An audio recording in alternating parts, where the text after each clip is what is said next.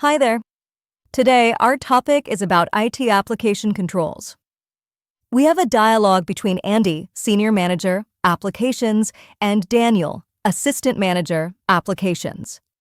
After this conversation, we shall analyze the fact, discuss for any control deficiencies, and how to tackle these.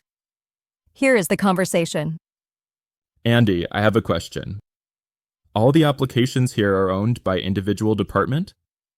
So they are responsible for the application controls, right? Well, yes, they're the data owners. IT provides a secured IT environment for the applications to run on. For a new application, when we are implementing and performing users' acceptance test, we need to work with the owners to ensure the selected applications have fulfilled our requirements. Data are tested and run as we expect. Application controls on input, processing, and output have been tested. Ultimately, user department, who is the owner, needs to sign and accept the applications. Okay, I see. I heard some users said IT owns all the application, while some of our team said all applications are owned by users. So, I was confused. I see it this way.